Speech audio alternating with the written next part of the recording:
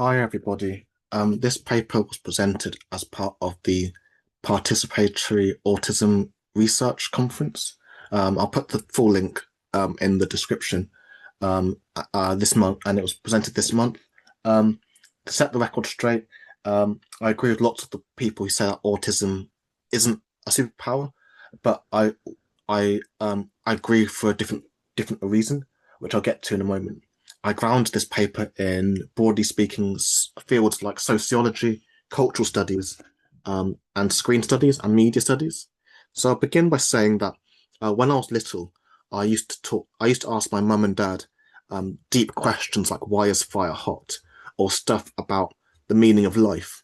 Born in 1995, even when I was a baby in the 90s, my parents knew that I was autistic, and in those days there wasn't as much literature as there is today, especially for Black autistic children.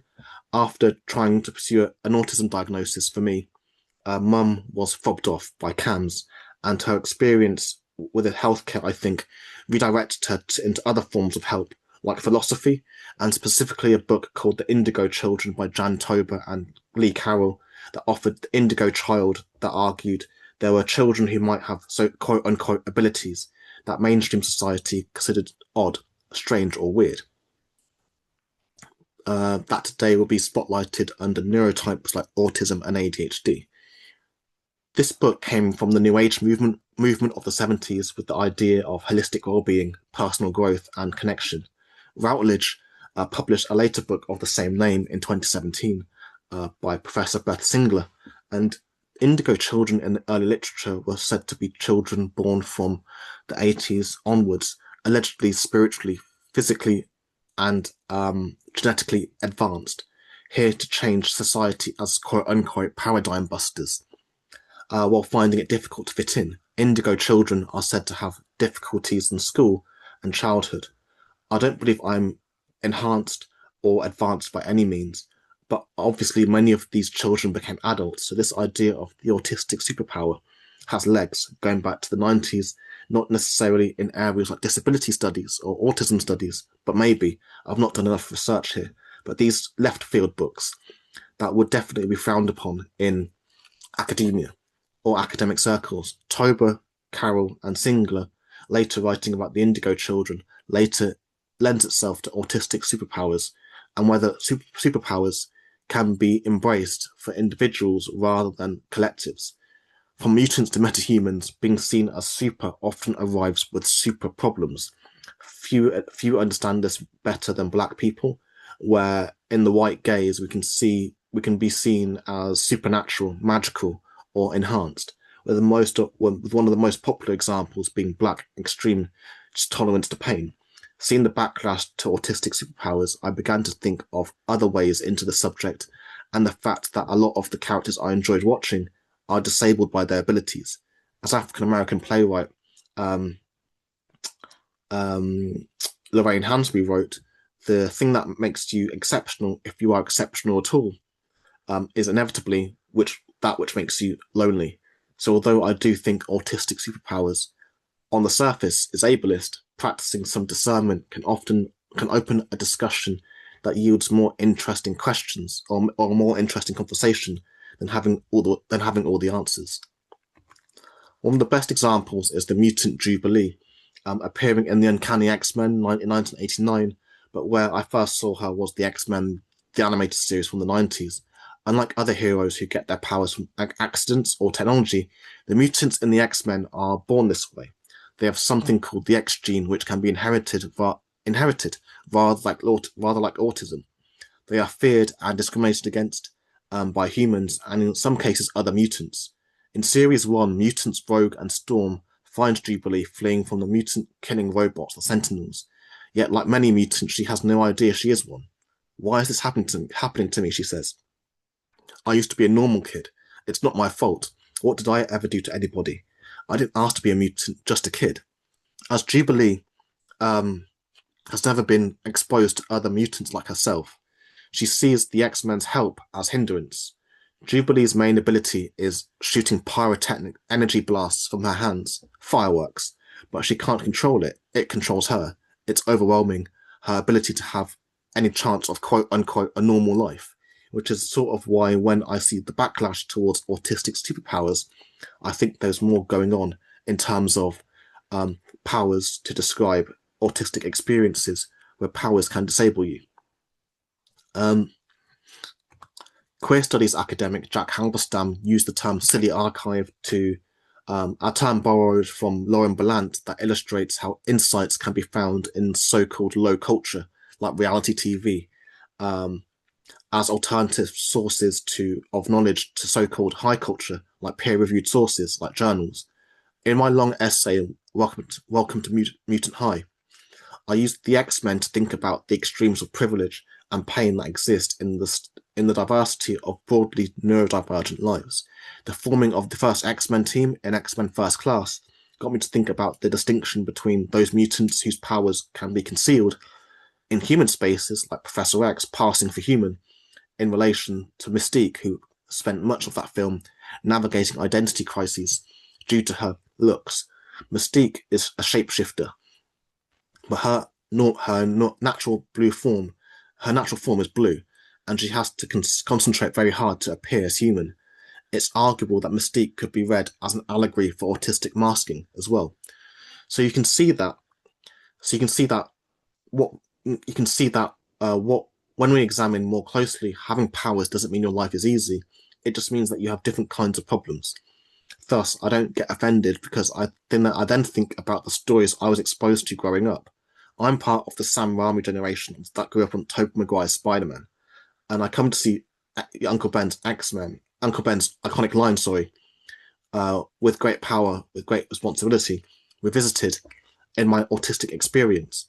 I wouldn't describe myself as, I guess, multi-gifted or a savant or by any means. But the work I do in research, bouncing between subjects like English literature, sociology, criminology, film and TV studies, history, heritage, media, archives, museums, occasionally quantum physics. I'm sure there's more. Is not typical. To go as deep as I do and mix disciplines probably wouldn't be possible if I wasn't autistic. But when I was born this way, with intense passions, being hyper curious to the neuronormative population can make them think you're scattered. It disables me professionally and impacts the ability to maintain friendships as well. Even at rest, I'm always thinking about something. So being autistic, I find myself in these characters where having powers is also what makes your life very difficult. That there is some part of you that wishes for the chance of quote unquote a normal life. Well, I do have my friends. I don't mind saying that it has not always been this way.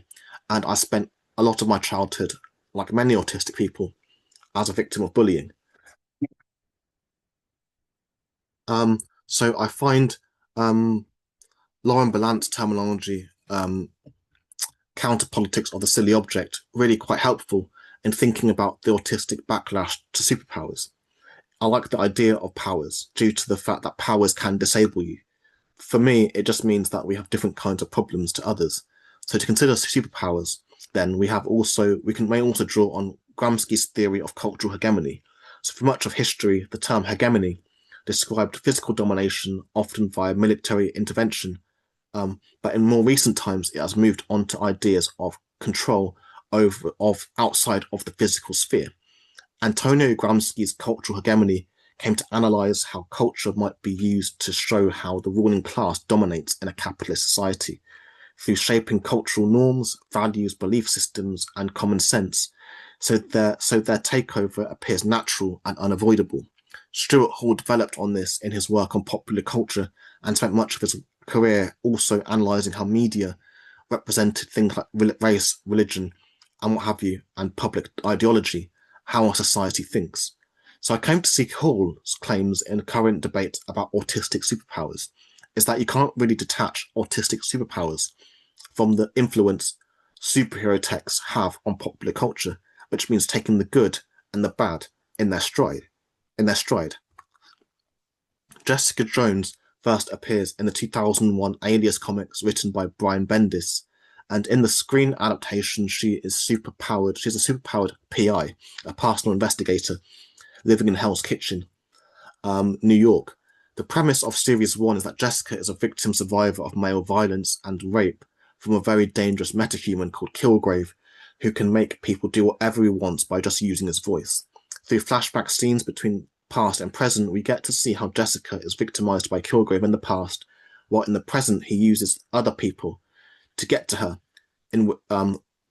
which then forces Jessica to take on Kilgrave before he hurts anybody else. When it first aired in 2015, I remember lots of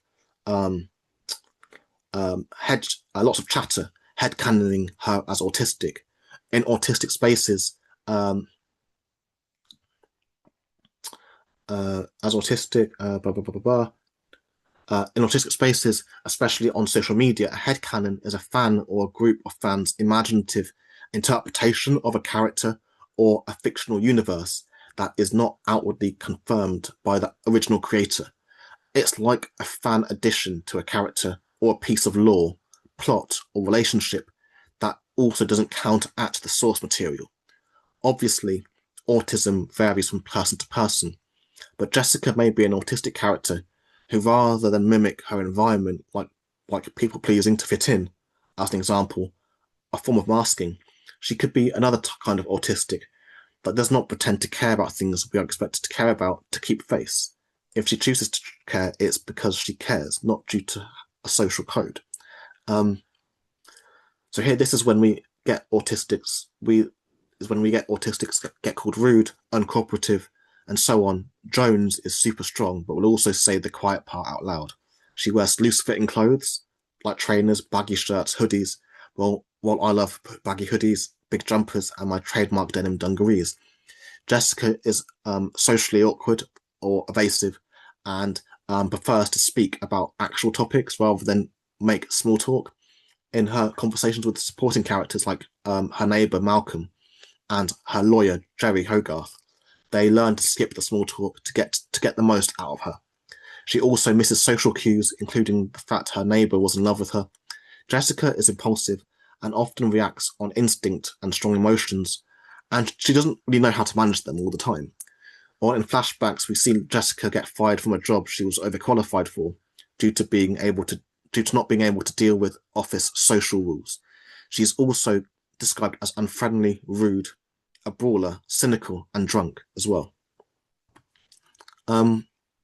Jessica Jones is also a chronic alcoholic, and although alcoholism is not an autistic trait, sensory seeking is common in autistic people, better described as dopamine mining. Alcohol could be what dopamine mining looks like in her life. She loves bourbon whiskey. It shouldn't be controversial to say that some autistics like alcohol, but autistic visibility in popular culture is still in its infancy, and so much of it has followed a respectability politics that focuses on children. And when adults are involved, it can be like some have also not been allowed to fully grow up as well. Even for me, people will say that I have this childlike wonder, and I love things like Pokemon, but I used to drink alcohol until December 2024, when I decided I just didn't want to do it anymore. Kilgrave targets Jessica because of her powers. He rapes her, sexually assaults her, and makes her basically a slave.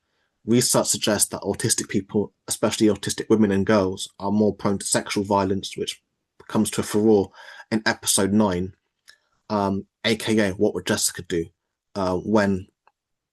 Episode 8, sorry. What would Jessica do? When Jessica confronts Kilgrave, accusing him of rape, with this entire series being a critical commentary on the patriarchal male violence in the wake of the Me Too movement. So in the series, Kilgrave develops abilities following being experimented on by his parents. His first victims were his parents, as basically as revenge, and then turns them into his slaves. And it's not until episode 5 that we see how he and Jessica meet. Here I am debating where to eat, and then bam, there you are performing feats of heroism. Come here, let me look at you. Come on, Jesus, your vision, hair and skin, appalling sense of fashion, but that can be remedied. But underneath it all the power, just like me, though not quite as good, of course, he says. Because of autistic traits like literal communication, challenges reading non-verbal cues and what have you, it's possible this can obscure some of our ability to identify insincere or manipulative behavior.